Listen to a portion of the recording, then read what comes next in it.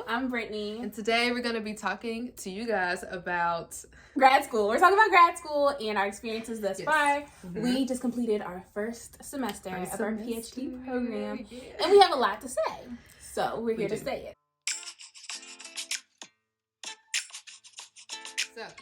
So we're in a PhD, an education program at the University of Delaware. Mm-hmm. So we're going to answer a couple of questions and Right. First question. All right. So we just finished our first semester.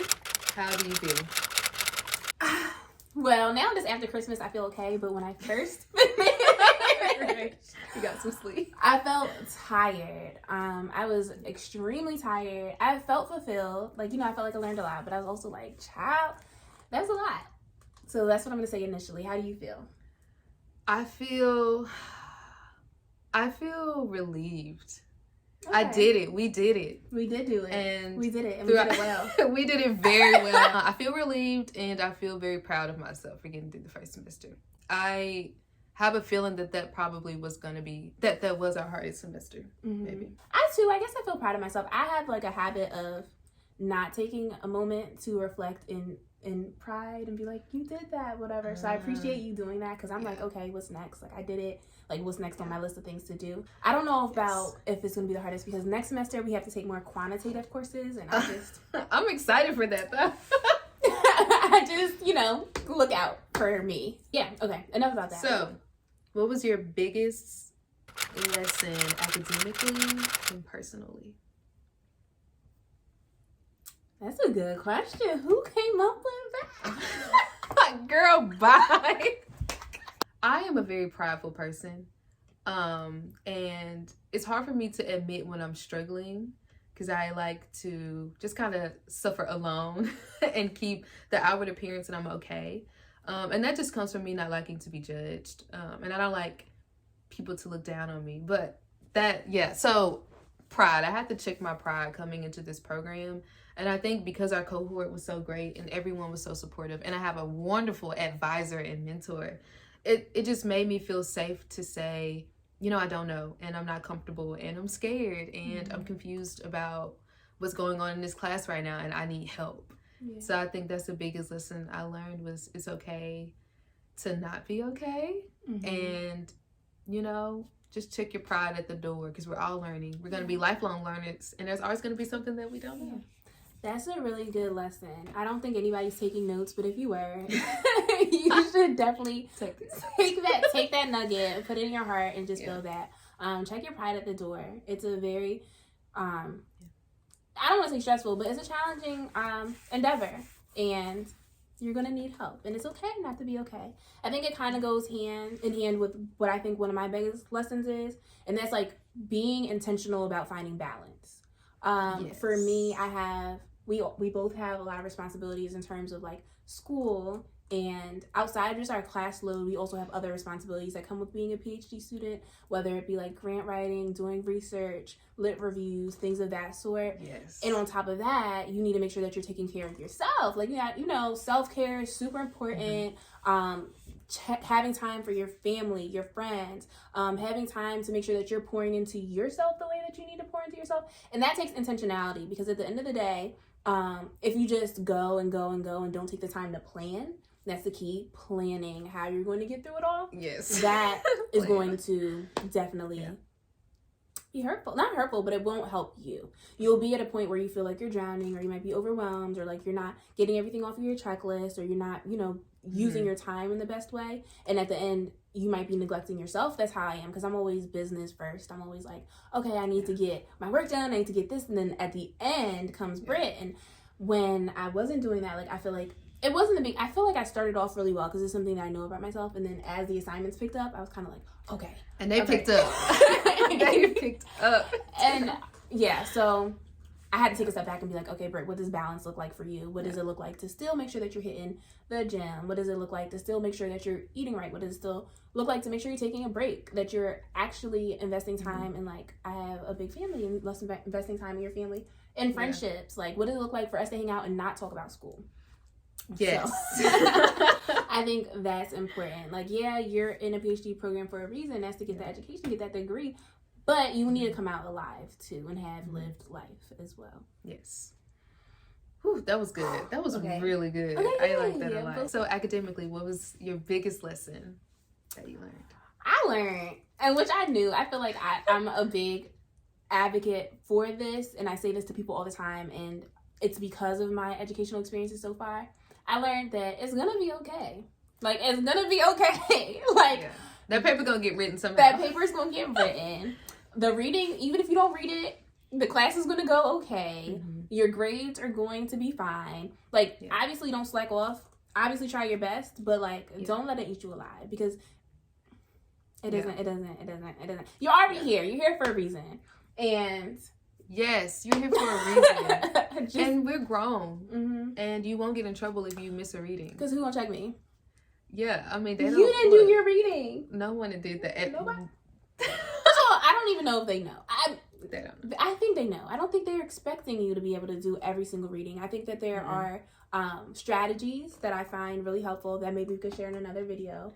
Yes. We got some good strategies for y'all. Yeah, that can help you navigate reading. So there's strategies to it all, but I think at the end of the day, it's gonna be okay.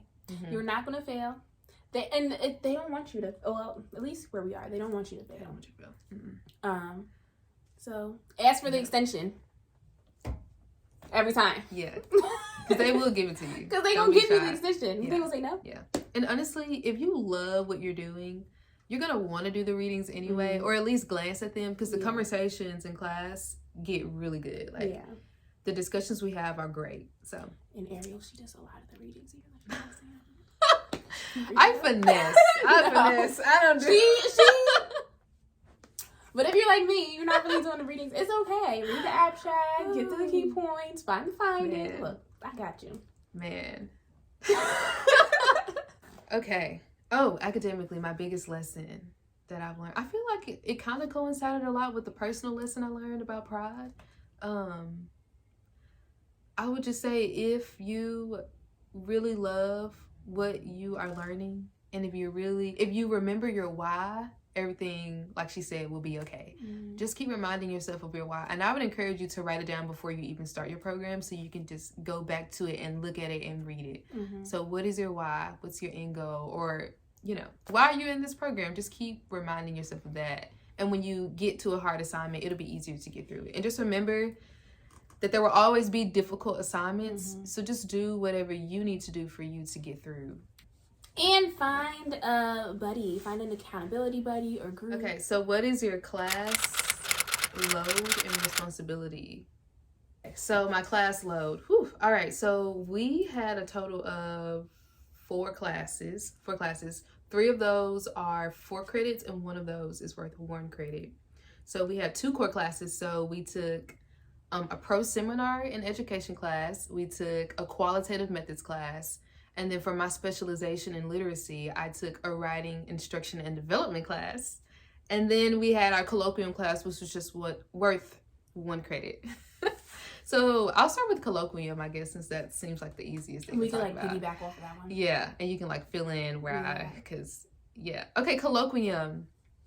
So that's a class for the first years and the second years in the program. They take that class together, and basically it's like a simulation of being colleagues, if you will. So people will come in and talk about their research. They'll give practice job talks, and then we'll critique it for them, give them advice. And it's a class where we pretty much learn how to be scholars. So you learn how to give an elevator pitch, or we're going to learn how to give an elevator pitch. You learn how to ask questions. What questions should you ask when someone is presenting? How can you give someone constructive criticism in a respectful way? And then just how do you be an academic in this field, and how do you build good and healthy relationships with other academics? So that was great, because that is what a colloquium is supposed to do. It's supposed to do that. Like, we're supposed to be learning stuff. I just feel like we go and that's it. And it didn't meet all the time. I would say the one thing that I loved about it the most, the one thing that I definitely loved about it, was hearing other people's projects and seeing them present on their research, because that's something that we'll have to do one day. As far as the organization of the way, and if y'all are watching this, I don't mind giving some more constructive feedback, so just hit me up. But I feel like there could have been more done. So as far as like they talked about and presented that we're going to have to do job talks or whatever, we're going to learn how to do that. Not once have we been put in a position where we have been prepared to do that. Mm-hmm. It's like, okay, you're going to learn how to ask questions during during talks or whatever. We got a list of questions and then we just listened to talks. There was no like feedback. There was no like, you did this effectively, you didn't do this effectively, anything like that. Granted, this is a 1-credit course and we're not getting graded in it. Mm-hmm. So I guess that kind of speaks to the experience given. I think that there's room to grow in terms of colloquium. Is that okay to say? I can take all that's fine to say. I mean, it's truth and it's honest. I think I was disappointed too with what the class turned out to be, because we did just get a sheet of paper that said, these are the questions you want to ask, this is what you don't want to ask, and you can just read off the paper and ask the person who's presenting the next class. So, all right, next class, Pro-Seminar in Education. That is a class where we learn about the history of education in the U.S. broadly, and then also like more specifically and aimently in Delaware. We also learned a little bit about educational systems abroad, but that was only like one class, and we did presentations, and I loved it, but it was more geared towards education in the U.S. So we read a lot of books. We read a lot of books. Like 7. How many books did we read? We read a lot. They're not up here. We read a lot of books. We read a lot of books, like from beginning to end. So it wasn't like skim a book. It was like read it, and I'm actually going to ask you questions. You're going to write papers about this. You're going to have presentations on this, so you have to read it. I love that class. I loved it too. The conversations in that class were so great and fruitful. It was so great. And I feel like the feedback that the professor gave, and we'll talk a little bit more about professors, helped me become a better writer, a better scholar, a better academic. She didn't play. And I could just get that. I could see and feel the benefits of being in that class. And I also felt like I learned a lot about education, like you were talking about earlier, in terms of like in Delaware, because I feel like it's important to know where you're studying, what you're doing, how you're impacting the community, but then also about education at large and how to critique a paper, how to analyze a paper, how to determine if this is a quality, something that I could base my research off of or not. And reform. We learned a lot about educational reform, why it doesn't work, how it could work if certain things were tweaked in the structural system of the education of the education. The books. So I became a queen of skimming, but not skimming to where I didn't pick up what I needed to write the paper, because we had to write papers about what we read, so you couldn't just kind of flip through and get the gist. You actually had to read it a little bit, but somehow I still managed to not have to read the book cover to cover. Same. And I don't know if we're gonna talk about like lessons learned or not in this video, but that's like one of the biggest lessons learned about how to be a succinct reader and how to transfer information from one book to writing or something else in the most convenient way. So we're going to the next class? Next class. Qualitative methods. Love that class. If you're watching this, professor, love you. I do love you, yes. You're great. That class was interesting. It was. I'm a quantitative girl myself, but I think I'm in love with qualitative methods now after taking that class. I'm a qualitative girl through and through. Give me the qualitative methods in all times, which is why we connect so well, because like we'll just enhance each other. Yes. But I feel like it was so informative, and it wasn't my first time taking a qualitative course in life. I took qualitative courses before, but I still felt like this one was so practical. Everything we did had something practical. I think it definitely set us up to be better researchers, and everything was useful. I'm walking out of this class and I'm going to be able to use everything I learned in this class. Yes. And we had to go into the field and actually practice what we were learning. So for one week we were talking about observations and taking field notes. So her and I went to a park and we took field notes, and it was so fun. It's like, wow, wait a minute, this is what life is going to be. My hands hurt. We're going to have to... This class also had a lot of readings and also had a lot of books. So it was definitely a lot to balance between pro-sem, reading full books, to qualitative, reading full books in order to prepare for like each lesson in class. Yes, and the articles were just very long and extensive. So yeah, I just wanted to put that out there. That's a lot. Did I read them? Maybe. She read more of them than me. So. I read the abstracts. That's what I read. I read the titles. Yes. And I listened very well in class. My favorite thing about that class were the presentations. Mm-hmm. We had great presentations from almost every group. Yeah. Or no, every group had a great presentation. Not every group. Had a great presentation. And I think that was one push for me entering the PhD space, because I'm not always the biggest fan of group projects in learning. In terms of like turning something around and like putting it out. Partially because I'm a procrastinator and like people have to depend on me, so that means I have to do it. And I don't want to let anybody down. Mm-hmm. And then also because like it's hard to find a balance between making sure that everybody has a fair amount of work and like just feels like they're devoting, I don't know. But I think that I had great experiences with every single group project that we've had, and we've had a lot of them in just one little semester. Okay, so we're in 2 different specializations, even though we're in the same program. So I'm in literacy. And mine's a mouthful. Get ready. I'm in socio-cultural and community-based practices and approaches to education. Yes. Otherwise known as SCA. Yes. And from now on, I'm just going to call it SCA. We're in different specializations, so that means we have to take specialization courses alongside our core courses that we take together. So my specialization course was writing, instruction, and development. Mm-hmm. And I had that every Thursday night. Mine was a psychology course that I looked at prejudice and racism in education, like at large, and I took that twice a week. And the structure of that class was a lot different than all my other classes. For example, is I had multiple articles to read every single week, and I had thought questions and write-ups that were also due every time we met.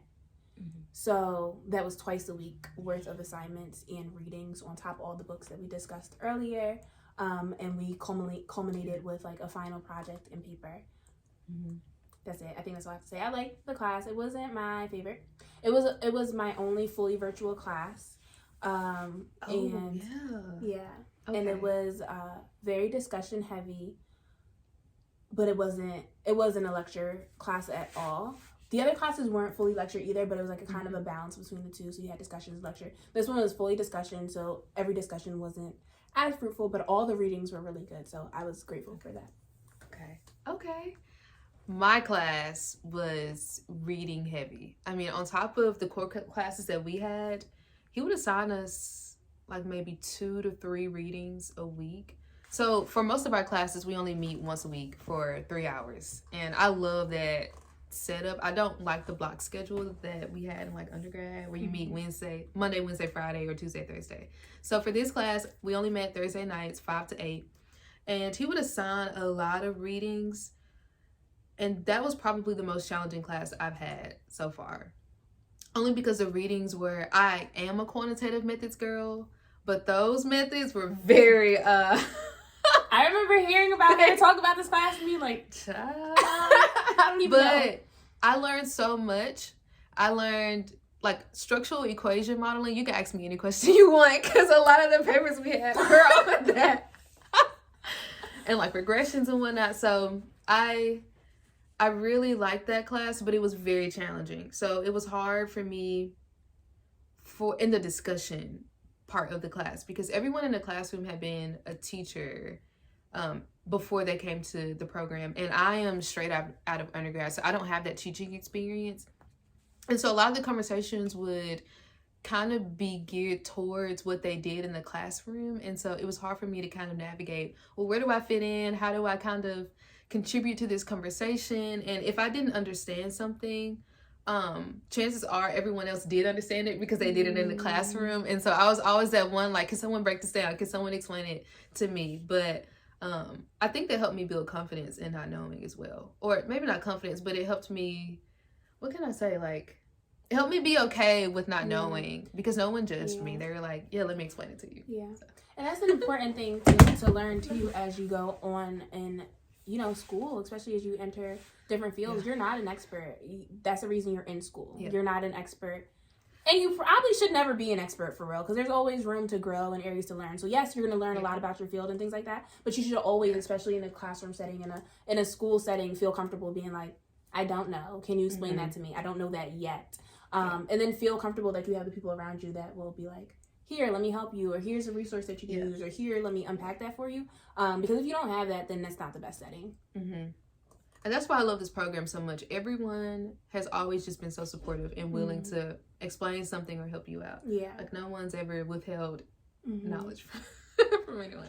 I would say, I don't know if this is coming up in the questions or not, but that made me start thinking about our cohort. And so as you start a PhD program in many places, you start at the same time as a group of people. And your relationships with this group of people can be very impactful. I feel like I have friends who also left my master's program who went to PhD programs, and they don't have strong cohort experiences. Oh. And that makes a huge difference. Whereas our cohort, we have a group message. We're like talking all the time about assignments that's due. We're reminding each other of things. We're helping each other out. If somebody has like, you know, like, I organize my schedule this way, let me share it with all of you so you don't have to do that work. It's very collaborative, not very competitive. I'm also coming from a very competitive institution. So it's very a change of pace in a really good way that helps you feel supported.